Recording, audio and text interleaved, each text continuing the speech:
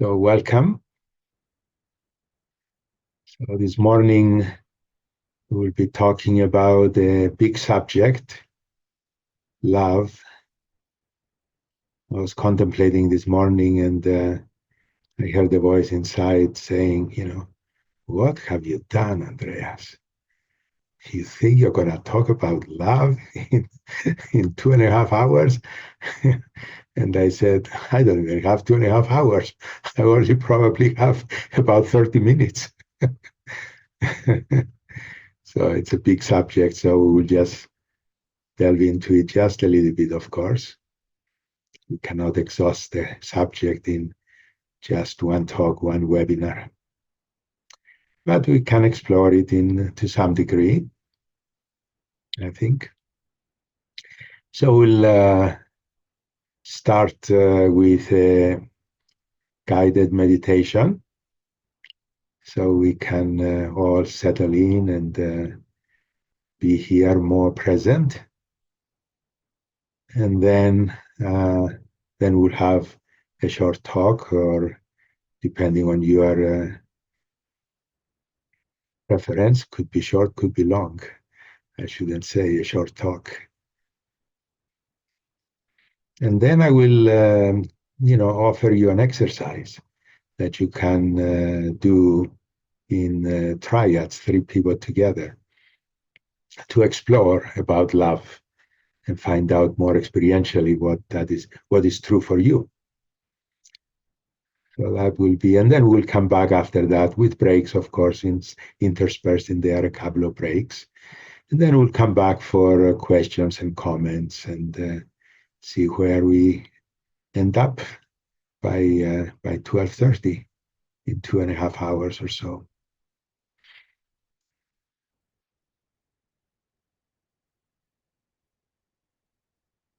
Just sense your feet on the ground, or if you're sitting cross-legged, just sense your pelvis in your chair.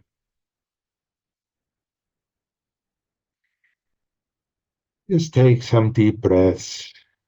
Just gentle, feel your chest and belly. And as you let it out, let your shoulders drop, relax.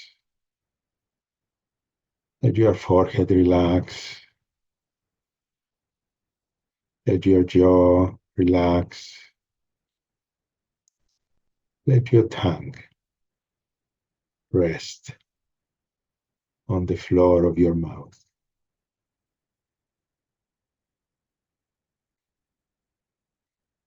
Then you can close your eyes if you want or not, it's up to you.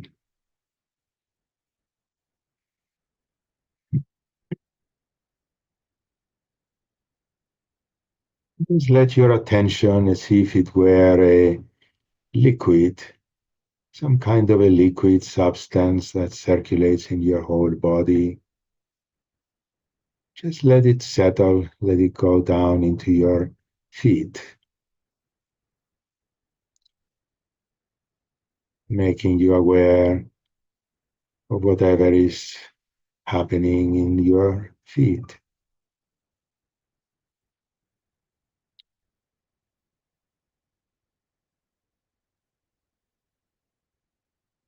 Some sensations, maybe pleasant or unpleasant or neutral sensations, such as the touch of your socks, perhaps on your skin.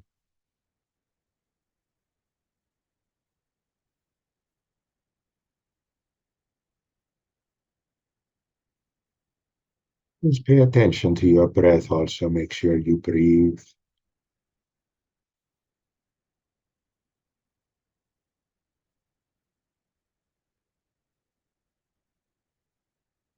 Maybe with the next breath, just let that liquid attention flow up into your lower legs.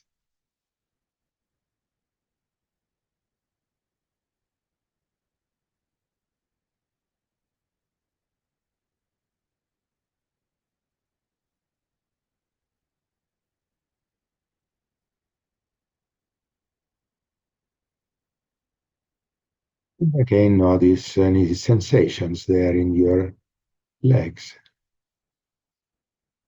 Maybe as you pay attention to them, they relax.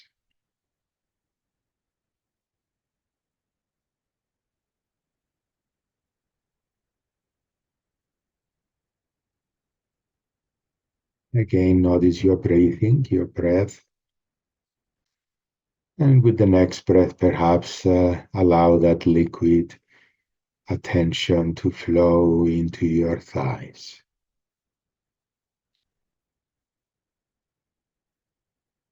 Like a liquid substance that is a presence. It's not an abstract thing, but very concrete, like a substance that is liquid, that is aware, flowing into and filling your thighs.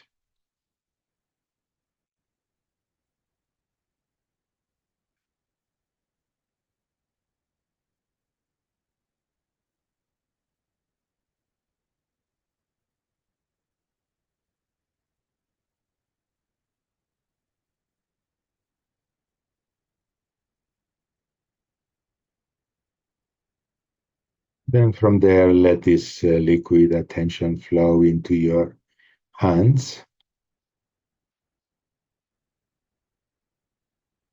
Probably you're holding your hands together or separated on your thighs. In whatever way it feels natural, let it flow, this liquid substance that is conscious, aware, and can focus on different things. That's what attention is.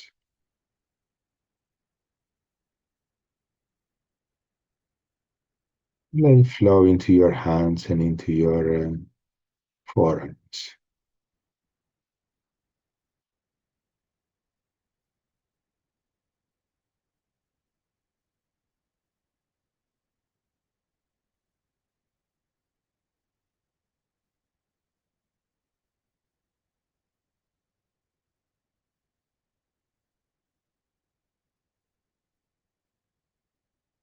Perhaps let it flow into your upper arms also.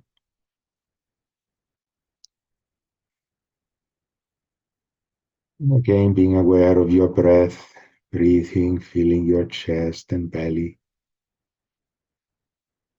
but without forcing it, without efforting. Just a natural, easy deepening of the breath.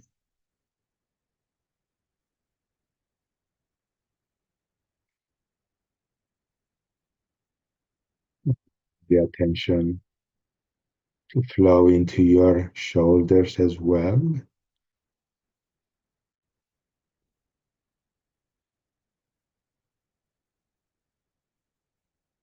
And into your neck.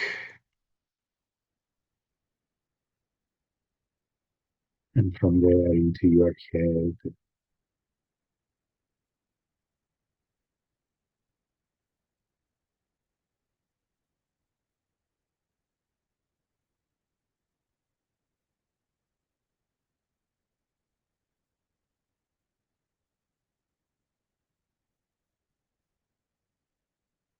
Let the attention kind of rest in different areas in your head, perhaps your face, perhaps your forehead, your eyes.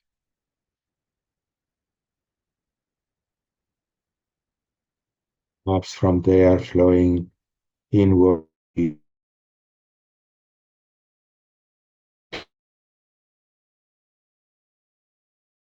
quarter of your head, the top of your skull, and all the way to the back of that top segment.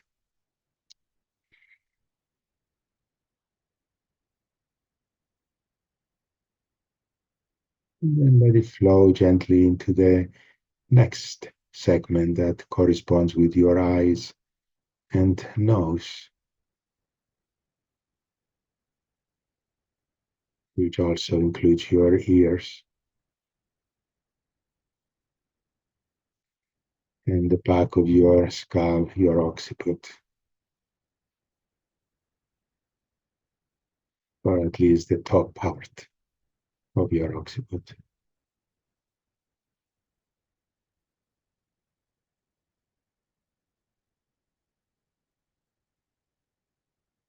Let that liquid attention flow into your mouth, into your jaw, into the base of your skull, the occiput, the front, the back, the sides.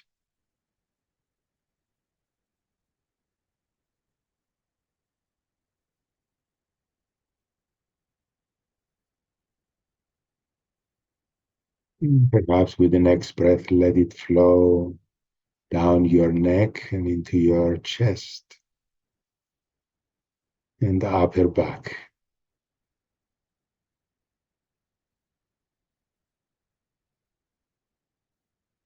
Meeting your breath there. And as it flows down into your mid chest, all the way down to the diaphragm,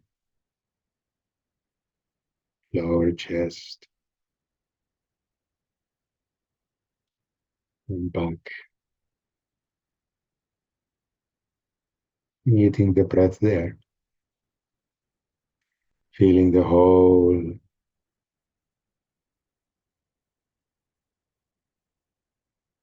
thorax, that whole upper body with this liquid presence that is aware, conscious, and attentive.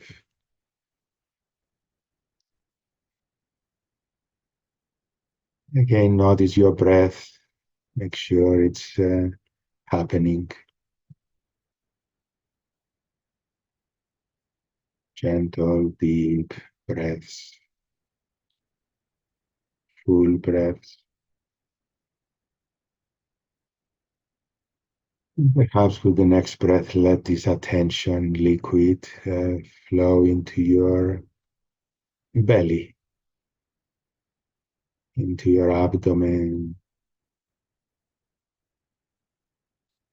into your lower back.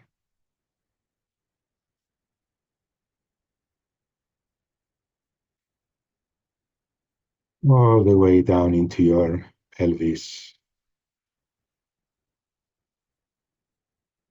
and your pelvic floor.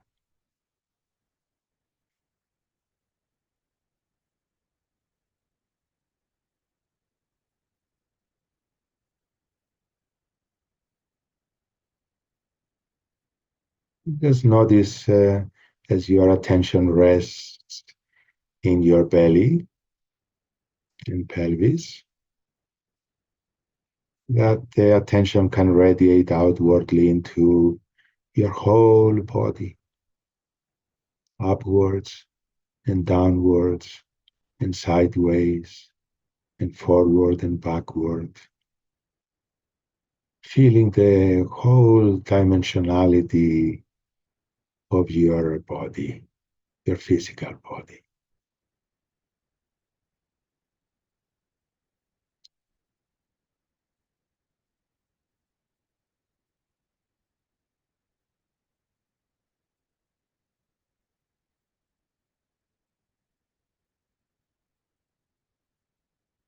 And then allow that liquid attention to begin to gather, concentrate, condense in whatever way you would like to envision it into your belly center, the center of your belly, lower belly,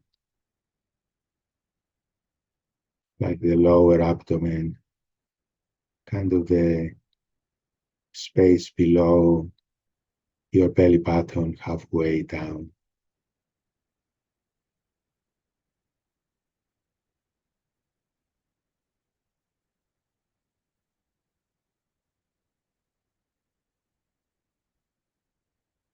And let your breath kind of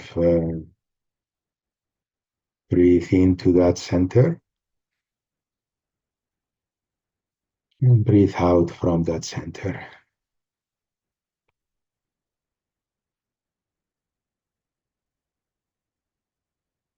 And imagining the breath, focusing the attention in the belly center. And as you breathe out from that center, you still stay in that center.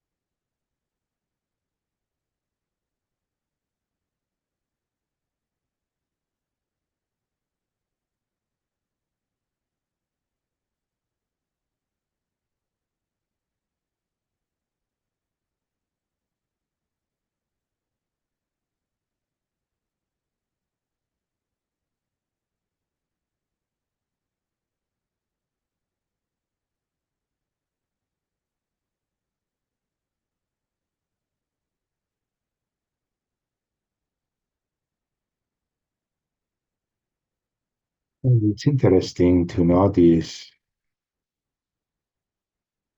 how our attention usually operates. We usually place our attention on something,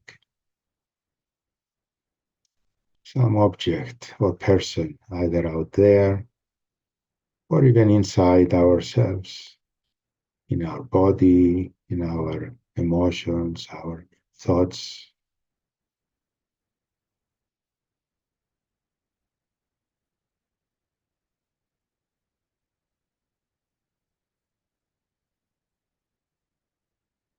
And even here in our guided meditation, our attention was focusing on different parts of our body.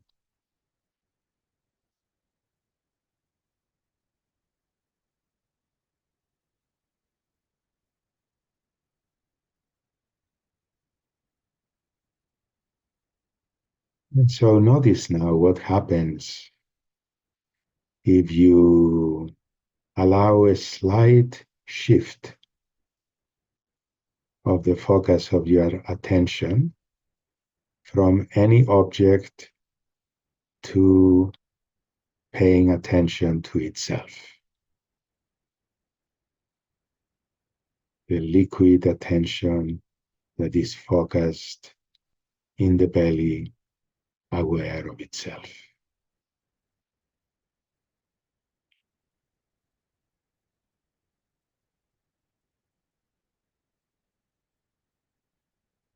The curiosity, perhaps, is like, what is this attention? What is this consciousness? What is this presence that is aware? Not in a mental way to define it, but in an experiential way to experience it.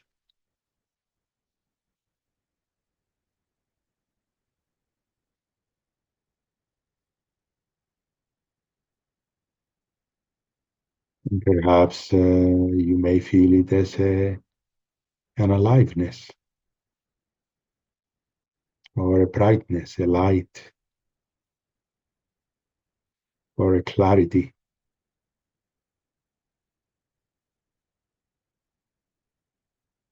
or an intelligence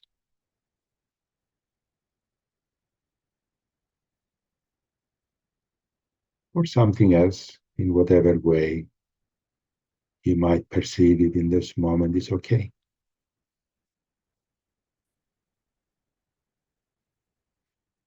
Could be also, well, I don't know. That's also okay.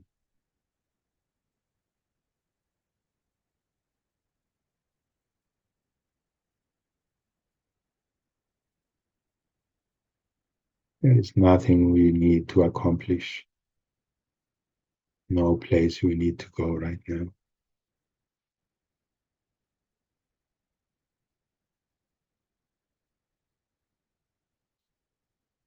Just simply be here now.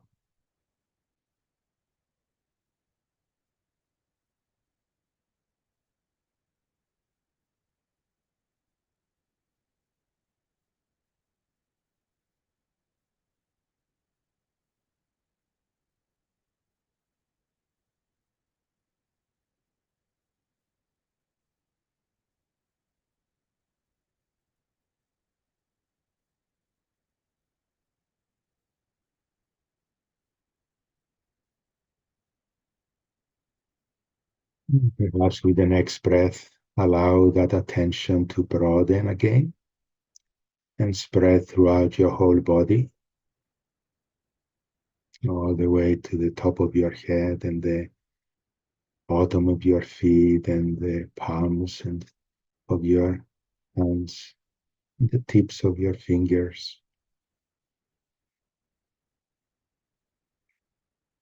And with the next breath, you can open your eyes and continue to just be here, present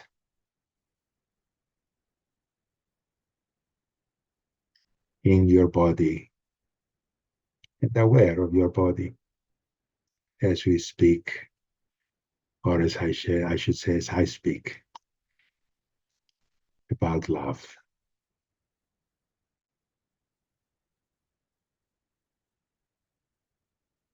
It's a big topic, isn't it, huh? What is love? Many books have been written,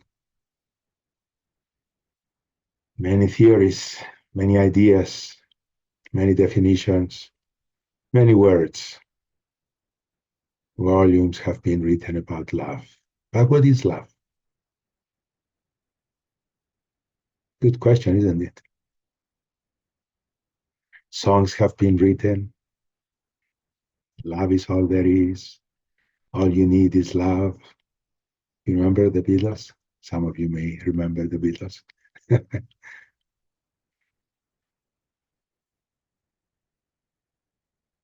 is a very good question. What is love? Is it an emotion?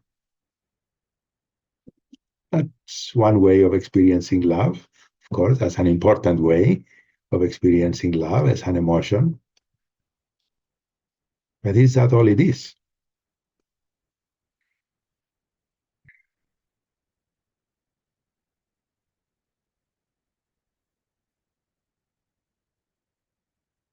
In ordinary experience, everyday experience, of course, that's enough.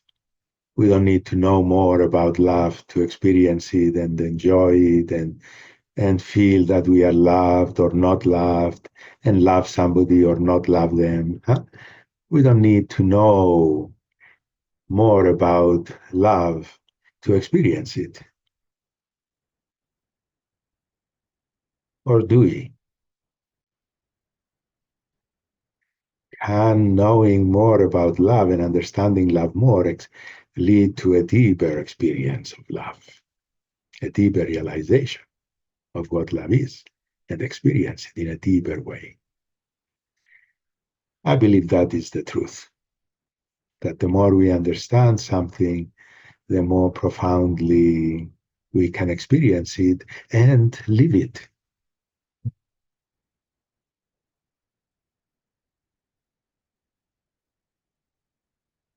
That's where spirituality comes in. And in particular, the diamond approach. I just realized I haven't even introduced myself. but you see my name, so don't worry about it.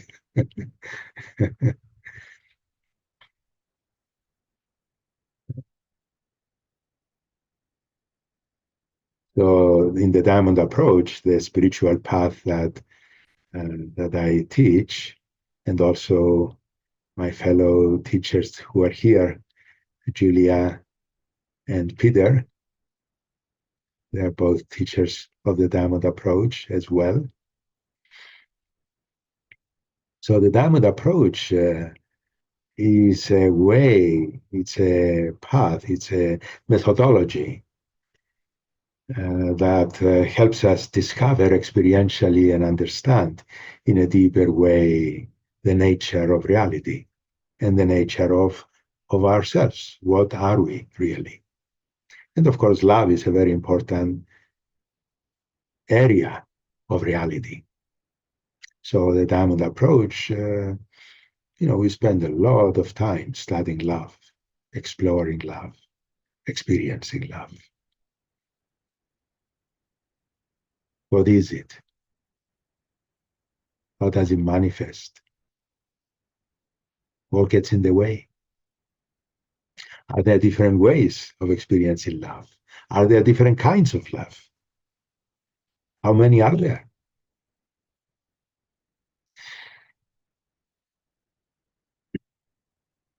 You can see we are opening a big subject here. And there are many books written. The founder of the Diamond Approach, Hamid Ali Almas, he has written several books on love. Some of you may have read them.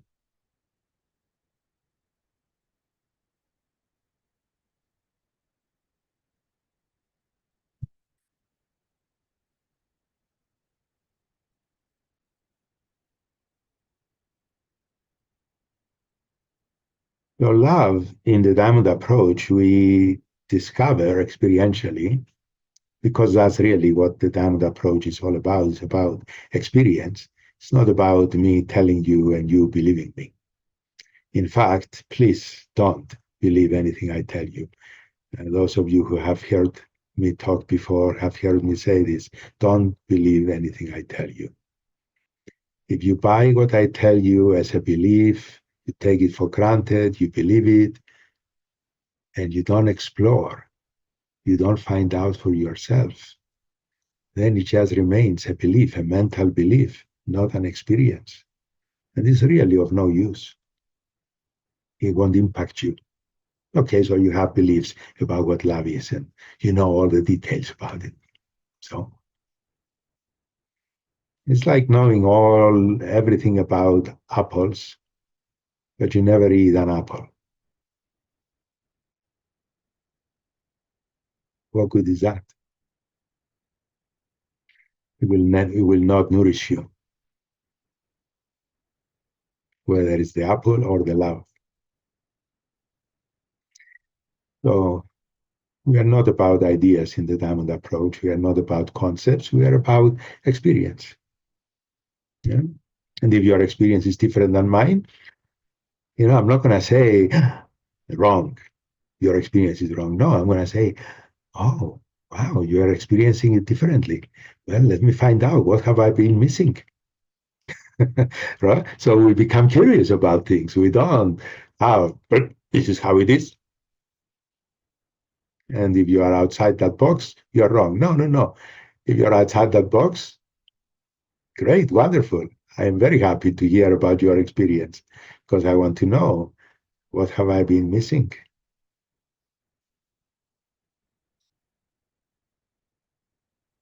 So as I say, these different kinds of love that we explore on this path that we discovered, don't take it to be an exhaustive list. It's not. Actually, I'm not even going to mention all the different kinds of love that we are aware of in the Diamond Approach.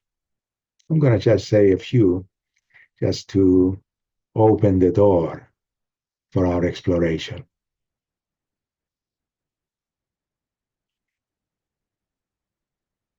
So one of the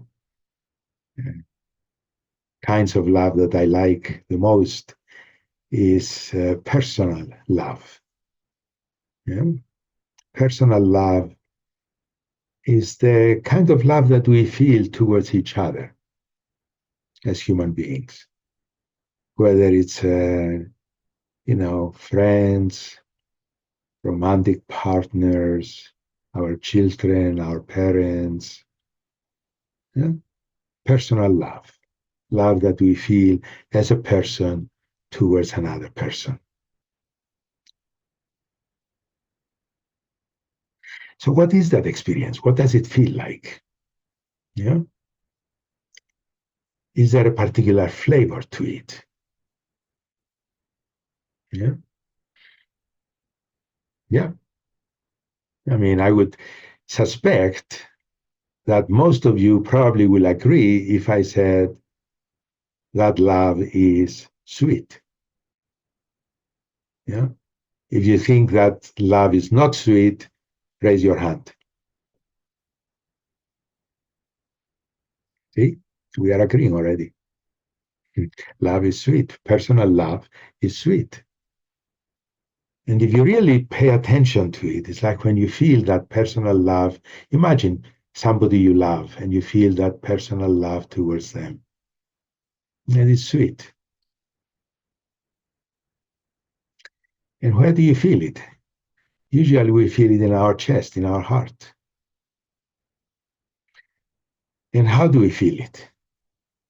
Well, for me, it feels like a warmth. Yeah? I've never heard anybody say, no, no, no, no, no, love is cold. No, no, no, it's warm.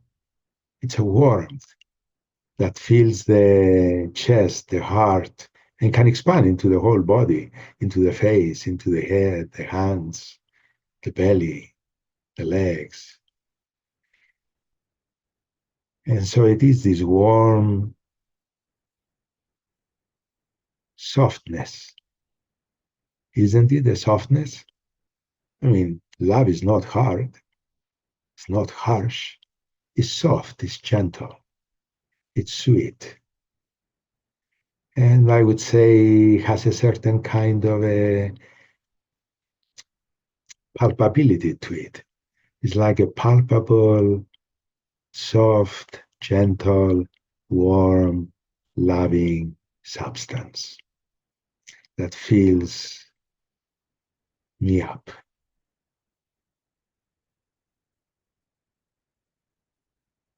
It makes me feel very loving and very sweet. It's like Rumi says, when you drink of love, your eyes become sweet, your face becomes sweet. It's very true. And we say that thing, that kind of thing. When somebody is full of love, I say, oh, you're so sweet. How do we say that? Yeah, because love is sweet. Love makes us sweet. Love is our sweetness.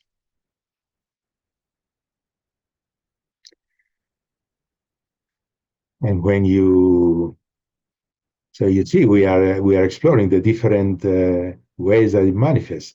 The touch is soft, is warm, is gentle, it's fluffy, like a cloud, yeah, you know, or like cotton candy that has no calories and has no stickiness. Can you imagine that kind of cotton candy? You know, that fills your chest and is sweet, and you can taste the sweetness.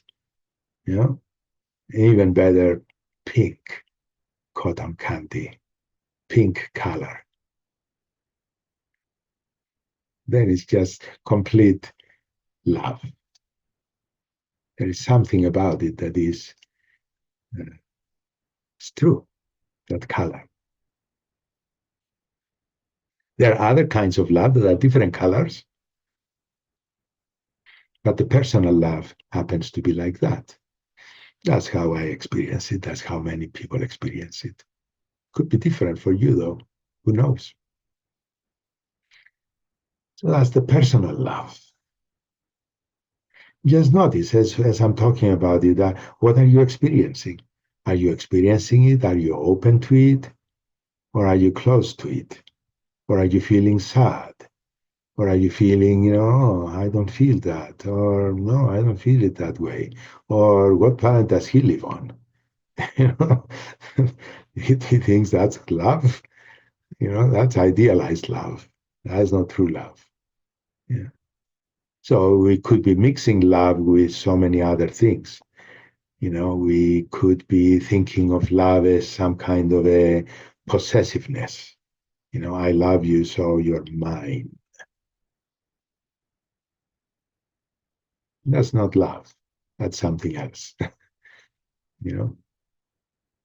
We recognize that when somebody says to us, I love you, and tries to control us, you know, who we talk to, who we not talk to, where we go, when, what we do, what we don't do, who we talk to on the phone. That's not love. That's some kind of controllingness that is, very probably unhealthy and can result in a lot of abuse. But some people call that love. I love you, you're mine. Oh dear, you want to possess me. That's not love. So you see, as we start talking about that possessiveness and ownership and controllingness, we begin to lose that sweetness and that fluffiness and that softness and that gentleness of true love. Don't you? It's like your attention just went away from that true experience of love. So we begin to see what supports love and what destroys love, what suppresses love. Control, possessiveness. Love cannot be controlled. Love cannot be possessed. Love cannot be ordered around, cannot be made to do, to be this or that or the other. We know these things, right? I'm not telling you new things. It's just we are delving a little deeper. Cannot make somebody love you, and somebody else cannot make you love them. You either feel love or you don't. You're experiencing love or you don't.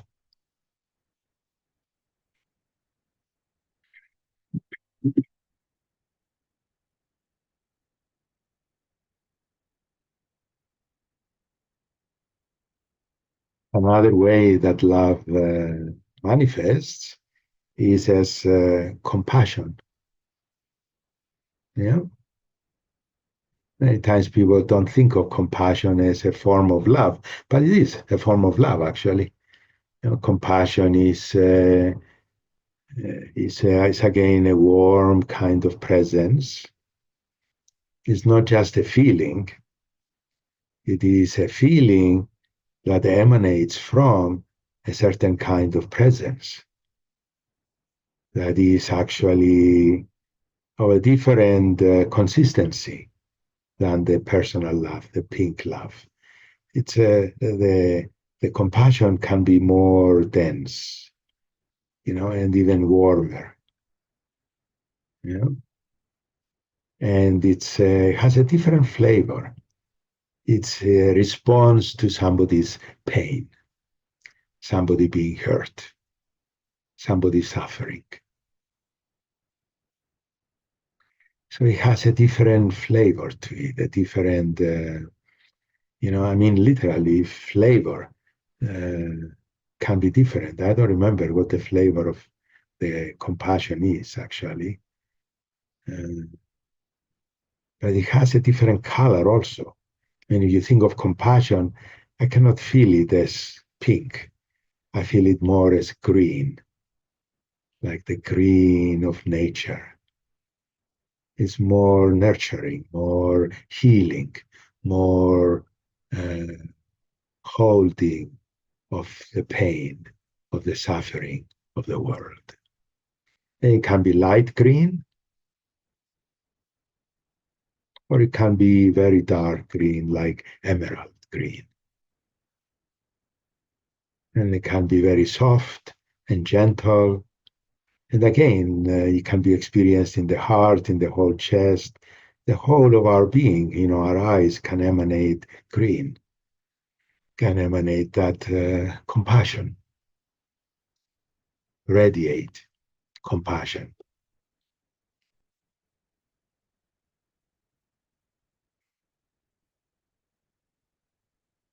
We even say sometimes somebody who embodies compassion a lot, we can say it's like if you look in their eyes, it's like they have green eyes.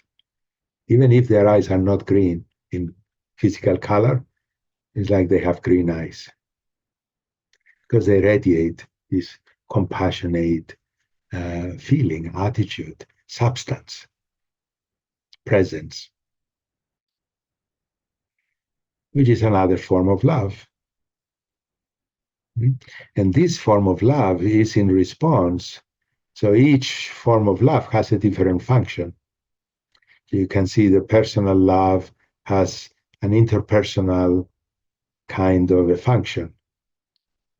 The compassion is still interpersonal, but we can have also compassion as well as love for ourselves, but it's focused more on a different function. Is to heal the pain, or is to hold us so that we can feel our pain and understand it and be more wise about our pain and our experience, our suffering. Compassion brings in a certain kind of attunement and sensitivity, more so than the pink love.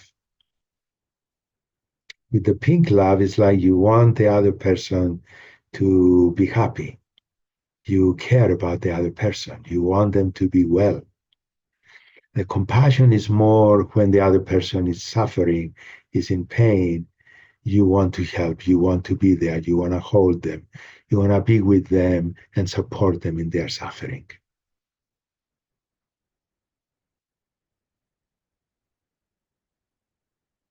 You may want to also take their suffering away from them, but a deeper kind of compassion doesn't want to do that, but rather you want them to deepen and grow as a result of suffering. Because suffering is part of life. Can't make it go away. Can't make it disappear. It happens. Suffering happens. Pain happens. But we can respond to our pain and to other people's pain with compassion, with a gentle, loving kindness that holds the pain and the suffering and allows the person to relax and accept it and find a deeper wholeness where the suffering does not define them. They grow. They are bigger than their suffering.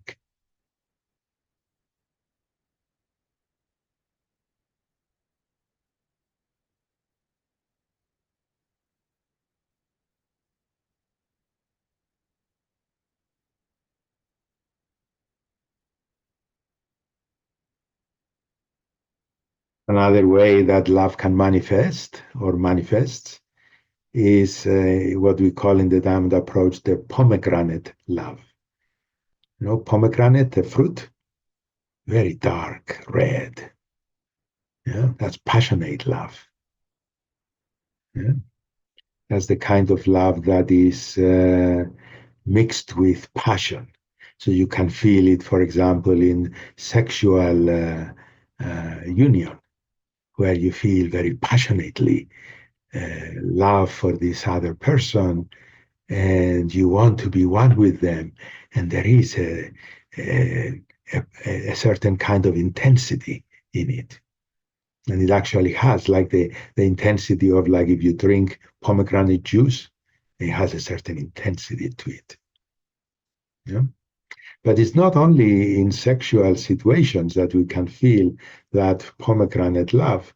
A child, for example, feeling very passionate love towards their parent. How you've seen a 2-year-old, oh, mommy, I love you, I love you. You have to grab them like that. Huh? And holds their mommy like that, or their daddy, or their brother, or their sister, or whatever, you know. So you can feel it like that without, of course, there is no sexual feelings in the child, but the child can express that passionate love, and sometimes that gets misinterpreted by some people, and they, can abuse the child sexually because they feel the child was expressing sexual feelings.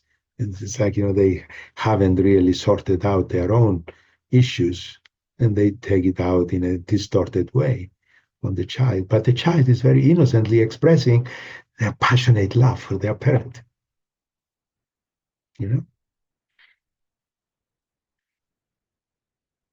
And we can feel that passionate love also on the spiritual path, where you feel the depth of our nature, what we really are, and we feel it as a deep presence that is unfathomably mysterious. And we love it and we want to go there. We feel it as our source and our home, and we feel passionate love for it. And we want to go there. Yeah. And that's the source of a lot of poetry. Like the poetry of Rumi is full of passionate love. Pomegranate. And I think that's where the metaphor came of, drink the wine of love. I don't think it's wine. I think it's pomegranate. but for some reason they thought it's red wine.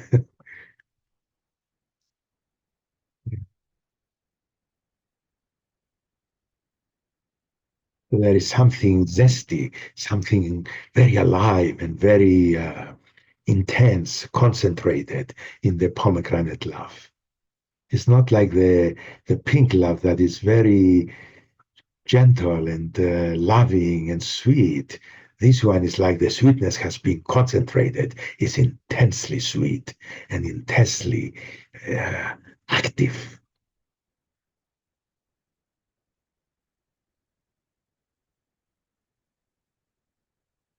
So there is action in it. There is intensity in it. Yeah. It's very different from the love that is green. The green love is very gentle, attuned. All the loves are all the kinds of love are attuned, but the pomegranate is not focused on the attunement to the other person's state and responding to their pain, like the green, like the compassion. Yeah, pomegranate is more um, interested in expressing the love that we feel in a very passionate, very intense way. Yeah. That's why I say a lot of the love poetry is an expression of passionate love. Comes from that kind of love, the experience of the passionate love, the pomegranate.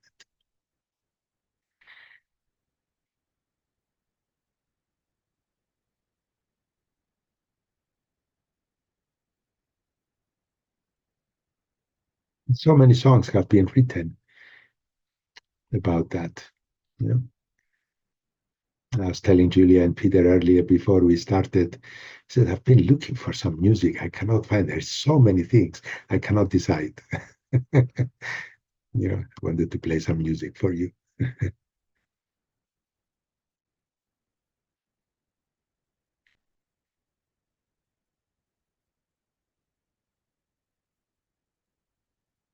Then there is, of course, universal love. That is the love that is boundless love that is universal. Love that is the expression of the nature of the universe, like the universe is love. Reality is made of love. And that love is like a pure, loving light that is just like a soft, quiet light that is just love. Yeah? And many people experience love in that way. Yeah. So when I say love is pink, they will say to me, no, love is not pink, love is white, white light. I say, yeah, that is true. Also, there's a different kind of love. It's universal love, which is great too. It just shows us the richness and the the sweetness that is also sweet. All loves have a sweetness in them. Yeah. The pomegranate is intense sweetness. The pink is more is sweetness, but not as intense. But the universal love also is a sweetness that has a richness to it and a fullness to it. And it feels like it's pervading everything. And everything is made of it.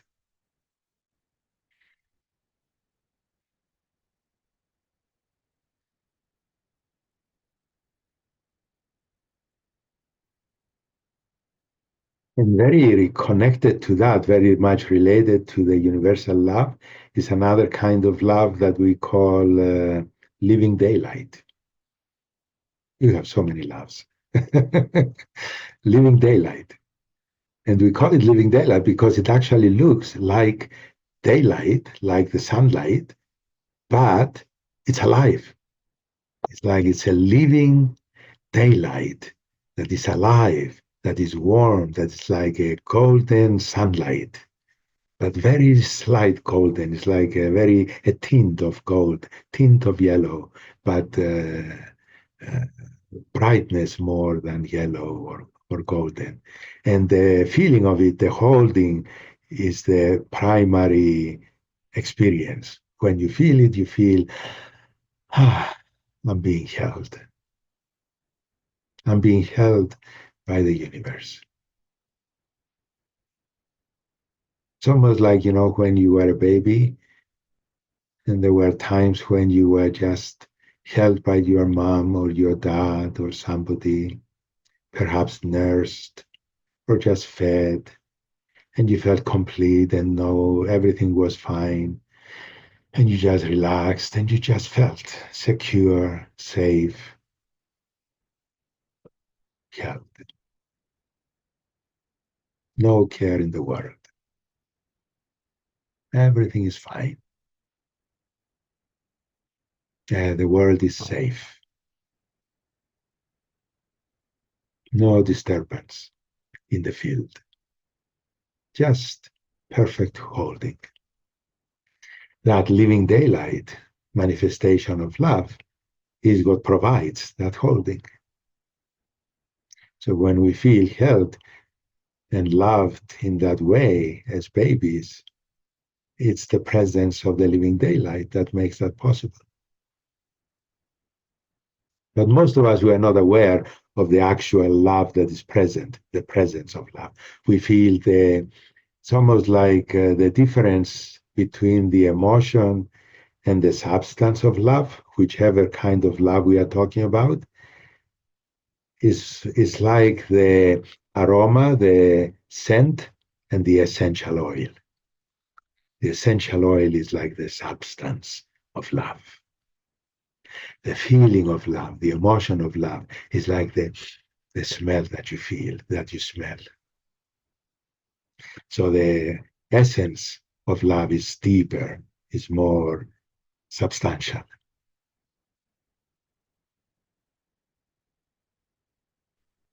So anyway, I want to talk a little bit about another kind of love.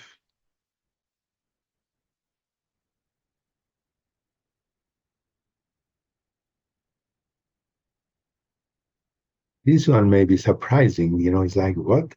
What? He may surprise you. What? The name of it is actually, it will catch many of you by surprise. It's called merging gold. Merging gold. It's like just feel emerging gold. like a love that is a merging love. Like, you merge, you can merge with the other person. It's like you feel it many times when you love somebody, maybe you're having sex, or maybe you're not having, maybe you're just holding each other, and there is a merging, or a mother with her baby, or father also can feel it with their baby, just merging, and there is a certain kind of emerginess that we are one, you know. And many times we feel that, well, it's just that we are merging with each other because the love is helping us merge. But actually, it's a particular kind of love that we are experiencing. It's called the merging gold, and this particular kind of love has a particular action. Like you have noticed, all the different kinds of love have a particular action that is their central characteristic. Well, this merging gold love is that it melts away the separating boundaries. It melts away the separation. So we feel we are one. And many, probably all of you have experienced it at some point or another with somebody where you feel you are one. It's almost like you know what they're feeling. It's like you know them from the inside. It's a beautiful state, very sweet, very deep love. But what is most surprising for most people is that you can experience the merging gold love by yourself. Like, really? Yep. I remember when I first heard it, it's like, oh, come on, stop it. Now you're going overboard. Now you're saying something stupid. Until I experienced it, it's like, oh my God, they're right. Yeah, it's like the merging gold love can actually melt my boundaries so that I can feel the oneness with everything. So it's not just melting with another person and feeling oneness and merging the two, but it's merging with the totality, merging with the whole universe. It's like my separating boundaries dissolve. This is what the action of the merging gold love uh, is that it dissolves the separating boundaries, and I just feel I'm one with the, oh wow, I'm infinite. I am one with the whole universe. Oh my God, it's not just one universe, there are many universes. Wow, vast, incomprehensible, but I'm one with everything. That's the action of merging gold love.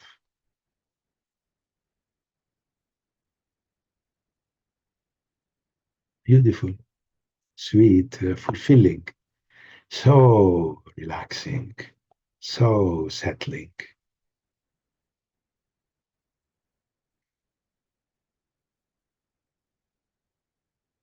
And when we experience that kind of love,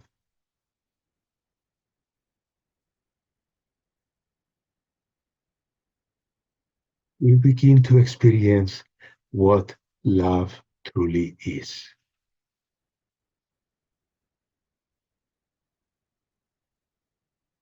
I will tell you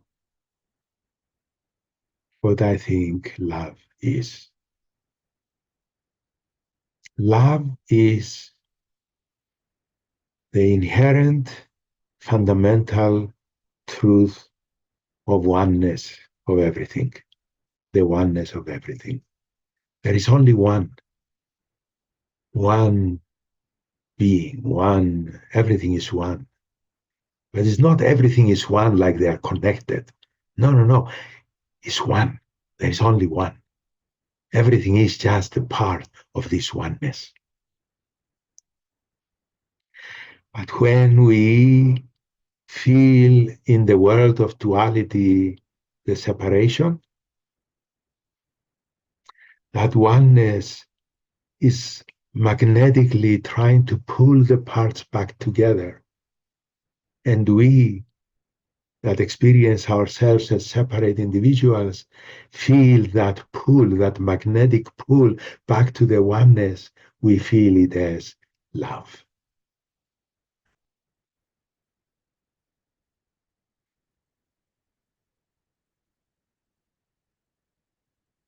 So love is the expression, the manifestation of the oneness in duality.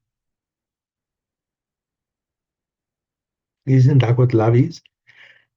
It's like when you love somebody, you want to be with them. It's like there is a magnetic pull. You want to be with them. You want to unite with them. You want to be one with them. Yeah. We even have things like, we are twin souls. We are one soul in two bodies. What does that mean? We are expressing that either desire for oneness or the experience of we are one. But usually we feel, well, I want to be one with the one I love. Of course, that's natural. But to be one with the totality, with everything, with my source, where I come from, to be one with that means I return back to the oneness. I am back home again.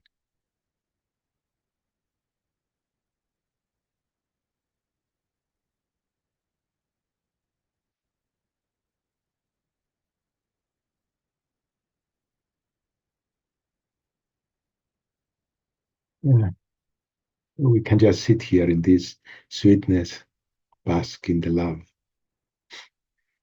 But we can also do an exercise and explore. It's part of the process, I guess. Huh?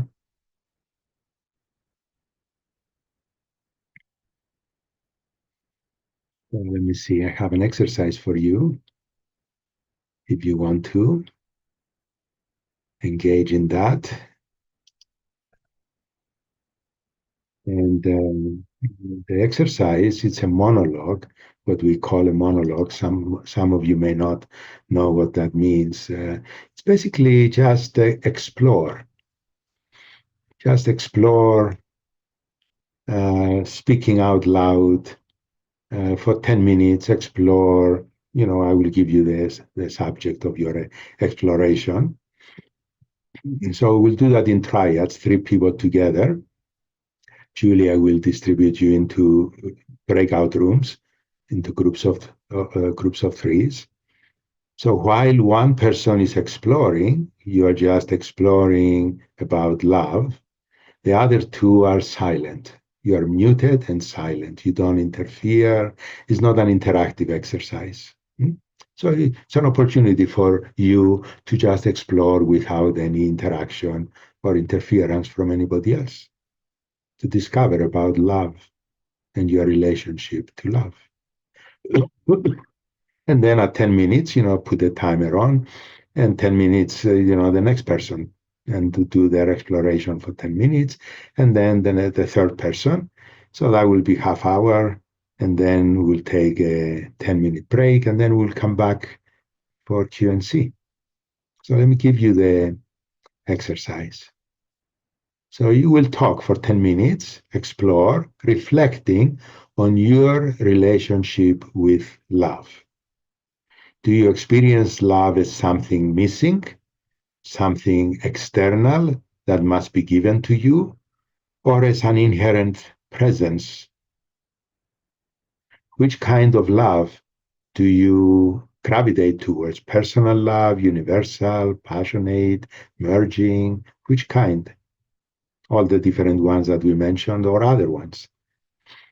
Notice any resistance that you may feel to love's action, melting, relaxing, giving, or receiving.